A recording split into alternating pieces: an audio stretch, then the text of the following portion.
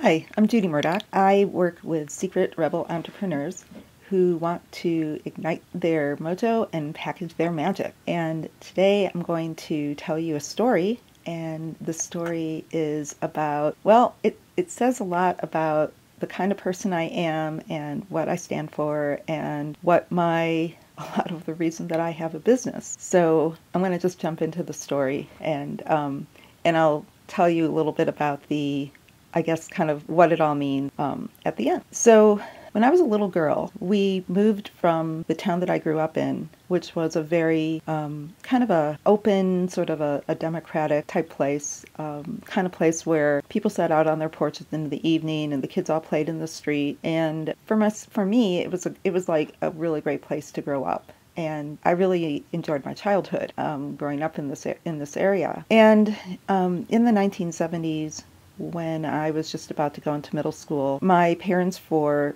reasons that were good, but I still, the result wasn't very good, decided to move to a wealthier suburb it was actually quite close. And yet at the same time, it was such an entirely different place, and it had such an entirely, just the energy was completely different from what I was used to. And I moved the summer right before I went into sixth grade. And so, normally, all kids really look forward to the summer. And certainly I was. I always loved summer. Summer was always like the really fun time.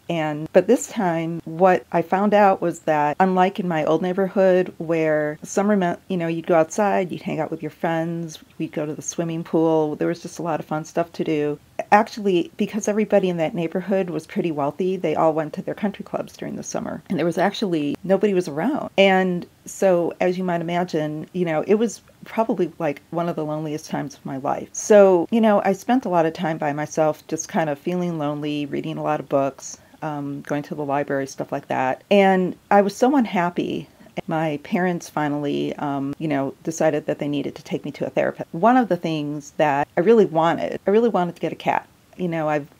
I've always loved animals of every type, and I have a special, I think, fondness in my heart for. And so I, kind of nagged my mom, nagged my dad about it. But the other thing is that as much as I love animals, my mom doesn't like animals at all. To her, any animal is just like another thing that was going to make the house dirty and sort of disrupt the household. And so, it was kind of like me versus my mom. It was like that's just so not going to work. Kind of like I fought the law and the law won. Well, my mom was the law.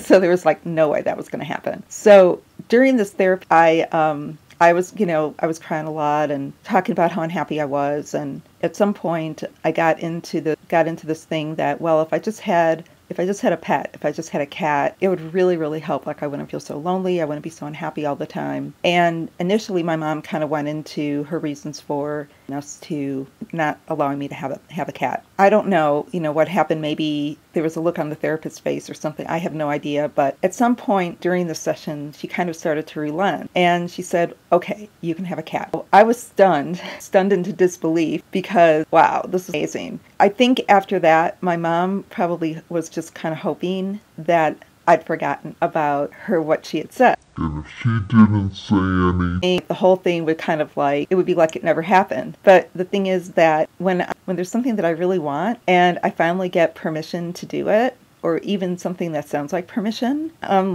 all over it. And there was just no way I was going to forget. So, but I also knew that my mom wouldn't do anything about it because I just, I knew what she was going to do. I was kind of trying to figure out, okay, well, how can I get a cat, And I knew sometimes people would do things like they would adopt a stray animal, that type of thing. But in this neighborhood, there were no stray animals. There was an animal that belonged to somebody and it had a collar and its shots and the whole deal. And I saw an article, in the newspaper, and they had a picture of this, really cute little kitten, and it said that the South Suburban Humane Society allowed, cute little kittens and puppies to adopt. And I guess I didn't realize that, there were places that really had animals that you could adopt. So I actually looked in the Yellow Pages and I found the number for the South Suburban Humane Society, and I called them. And I just told them that I was 12 and that my mom, my parents had agreed that I could adopt an animal, but we weren't able to get out there, and would they be willing to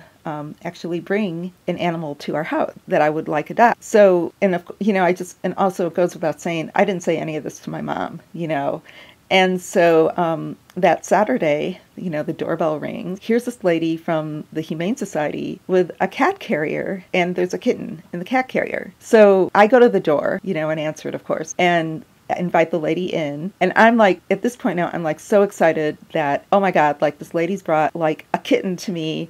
And so I open the box, and the kitten just like shoots. The kitten's like probably totally freaked out. So it just like shot out of the box, like went flying into the den and hid under the sofa. The kitten's like in the house, and my mom's now at the door. And I don't think she was quite computing like what was actually going on yet. So, but here's the Humane Society like, by the door. And I said to my mom, well, you said I could have a cat. And it was like, well, what can my mom say?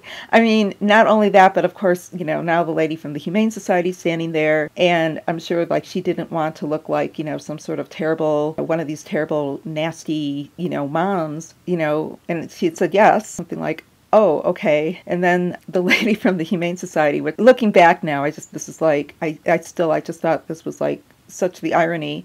It says to my mom, well, we always ask for a donation, when we put it when animals adopted. So my mom actually had to go and write a check to the South Suburban Humane Society for a cat that I was adopting that she never, ever, ever wanted to have in the house to begin with. So that was how I got my cat, and for me, that this is like, like quite the epic, because I think it's the first time I ever just like went right up against, what somebody in authority told me I could do or couldn't do, and just went ahead and did it anyway. But the whole point of the story is that one of the things that I learned or took away from this is just that sometimes when something is really important, it is part of who you are and part of what you stand for.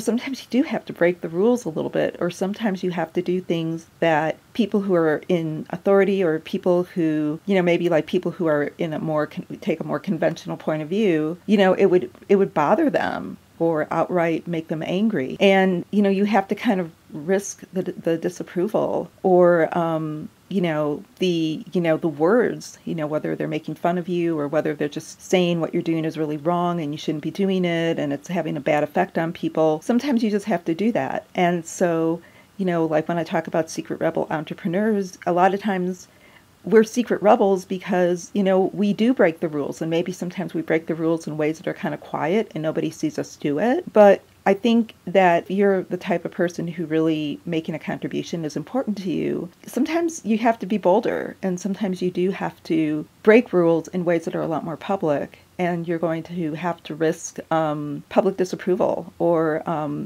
people making fun of you or laughing at you. This is kind of not so much my bold act, but I'm sharing a bold act that came from my childhood because I thought, this is just something that I would like you to know about me, and that I'm going to be doing more bold acts, every week that are going to be more public and kind of take that risk. And I invite you to take a bold act as well and make it public. And if you don't want to quite make it public yet, then just, write me or put a comment down and just tell me what you did. So this is Judy, and I work with secret rebel entrepreneurs who want to ignite their mojo and package their magic, and I encourage you to take a bold act this week. Thanks.